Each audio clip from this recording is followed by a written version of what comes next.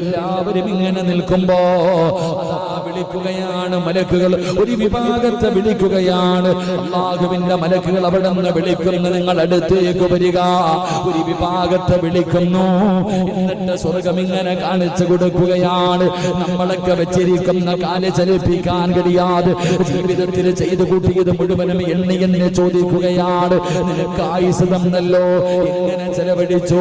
നിന്റെ യുവത്വങ്ങളൊക്കെ വെച്ചിരിക്കുന്ന കാല് ചലിപ്പിക്കാൻ കഴിയാതെ ജീവിതത്തിൽ ചെയ്തു കൂട്ടിയത് മുഴുവനും എണ്ണി എന്നെ ചോദിക്കുകയാണ്.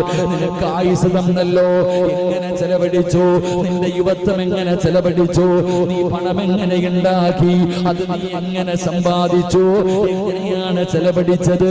അല്ലാഹുവേ, വെച്ചിരിക്കുന്ന കാലനക്കണമെങ്കിൽ ഈ ചോദ്യത്തിന് മറുപടി പറയണമെന്നാ. അങ്ങനെ പടച്ചറപ്പിന്റെ പരലോകത്ത് വെച്ച് അല്ലാഹു എന്നെയും നിങ്ങളെയും വിചാരണ ചെയ്തുകൊണ്ടിരിക്കുമ്പോ ഈ ചോദ്യമൊന്നുമില്ലാതെ, ഈ വിചാരണയൊന്നുമില്ലാതെ സ്വർഗത്തിലേക്ക് കടന്നു പോകുന്ന ലക്ഷക്കണക്കിന് ആൾക്കാരുണ്ട്.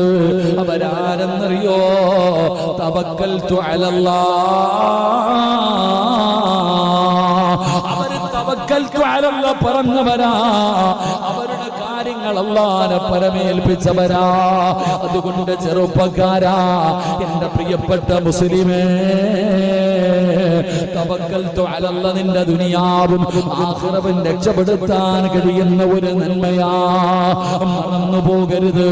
പിഞ്ചു കുഞ്ഞുങ്ങളെ പഠിപ്പിക്കണം, ചെറുപ്പത്തിലേ പഠിപ്പിക്കണം. എന്ത് കാര്യത്തിലും തവക്കൽതു അലല്ലാഹ്, അല്ലാഹുവിനെ പരമേൽപ്പിക്കാൻ പഠിപ്പിക്കൂ.